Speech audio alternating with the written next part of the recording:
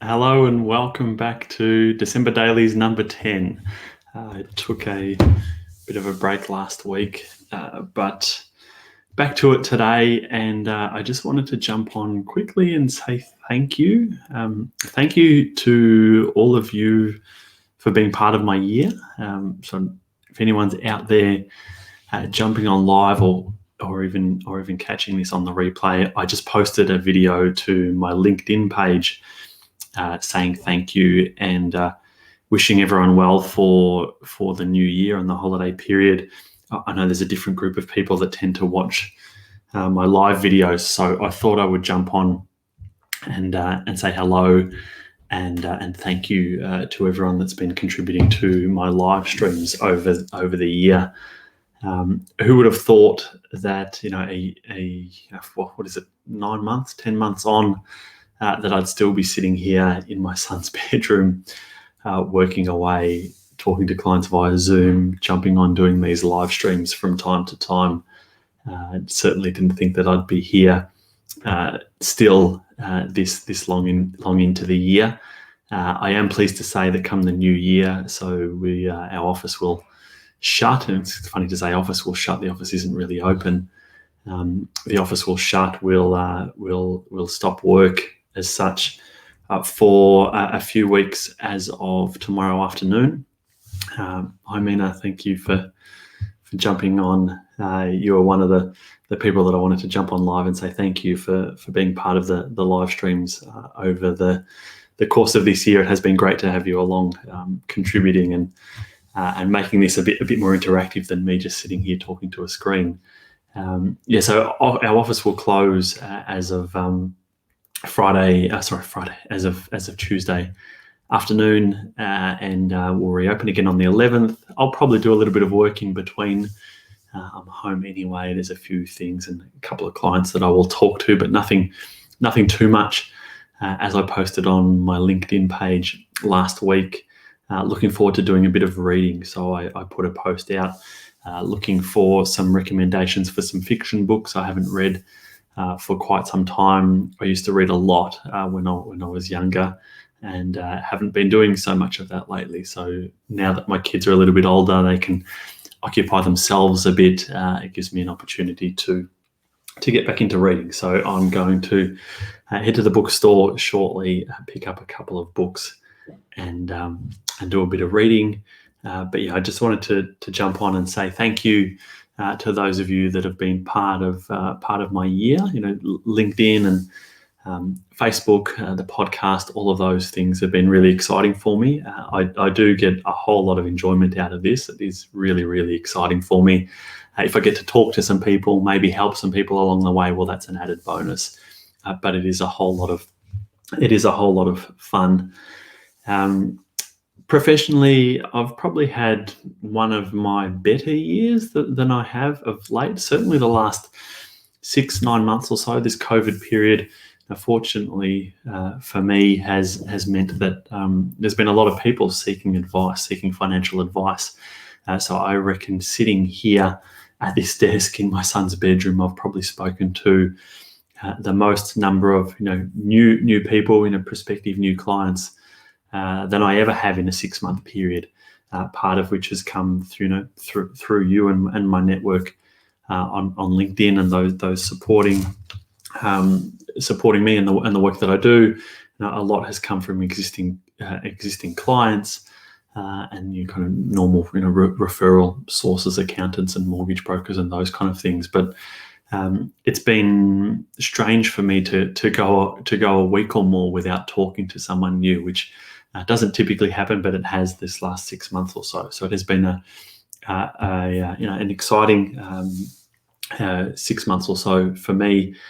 And if I reflect on it, that's probably the part of my job that I probably get the most enjoyment out of is actually talking to new people and getting to hear their stories and what's gotten them to where they've gotten to and what are their challenges, those kind of things. Some people I can help, some people I can't, and it is what it is. But I really do enjoy that initial conversation, getting to know people, getting to understand them. So it's been fantastic to be able to help so many people just sitting here it's really changed in my mind that work is something that I do, not somewhere where I go. I used to think that it revolved around me get up in the morning, having a shower, putting on my suit, trekking into the city. That will come back in time, but that's not the job. The job is just talking, listening, and helping people. So I'll be back in the city on a bit more of a permanent basis once we reopen again in mid-January.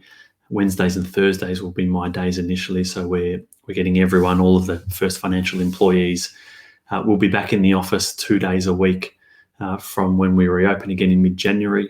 As I said, my days will be Wednesdays and Thursdays. Everyone else will have their separate days of the week. So we'll trial that for the beginning, see how things go. Hopefully there aren't any further restrictions or lockdowns, but I guess we'll just manage those as we need to.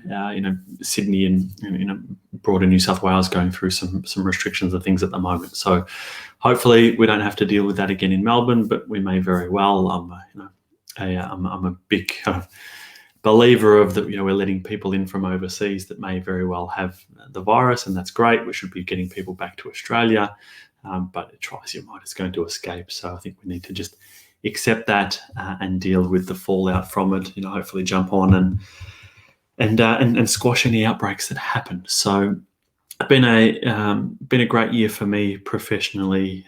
It's been fantastic to be able to spend so much time at home with my kids, particularly.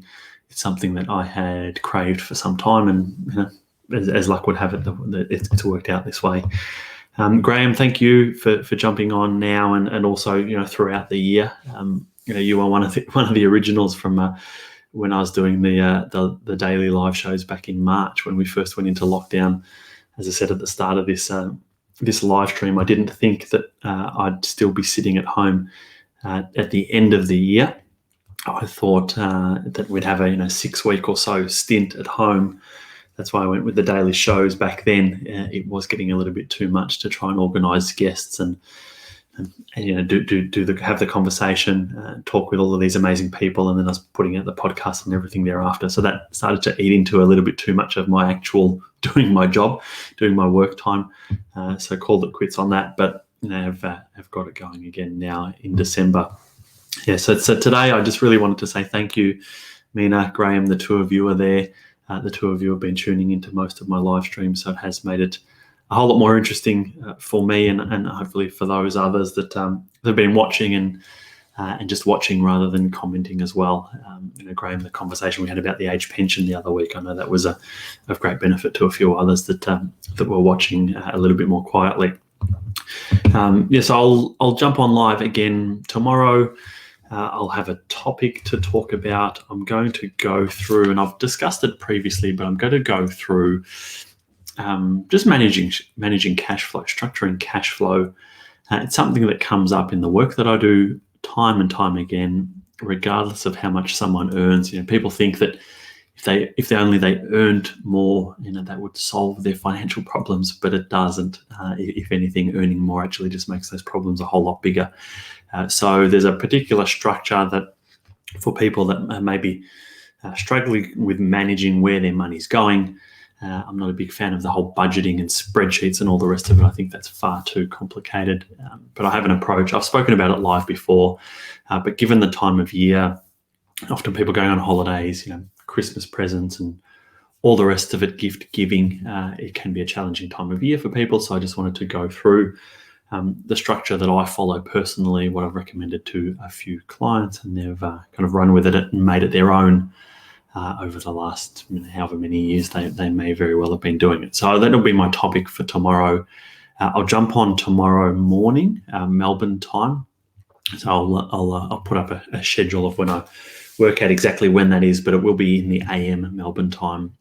Tomorrow in the afternoon, we've got our end of year Christmas function, which we didn't think we would actually be able to have in person, but fortunately restrictions have eased such that we can all get together nearby to the office in the city, and I'll actually be able to see all of my colleagues that I haven't seen for the most part of this year. So looking forward to that.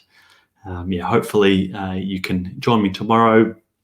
As is always, I'll strip the audio from this this podcast, which is really just me saying thank you. Thank you for being part of my year. It's been a whole lot of fun. Back to a normal program tomorrow. Lawrence, just squeezing in there. Thank you to you also, particularly your interactions on my LinkedIn. You're one of a few people that often kind of comments or responds back to my stories and bits and pieces. So Lawrence, good to have you along as well. And part of the conversation does make it a whole lot more interesting to me. So Merry Christmas to all of you. Thank you for tuning in. If you're catching this on the replay, thank you, and Merry Christmas to you on the replay. That'll be it for me today, and I'll be back on tomorrow, as I said, AM Melbourne time. I'll put up a scheduled post for anyone that wants to jump on and catch it live. Otherwise, it'll be there on the replay or elsewhere you can find it. I hope you have a great week. And if we don't speak or if you don't catch it tomorrow, Merry Christmas to anyone that might be catching this, and see you soon. Thanks. Bye.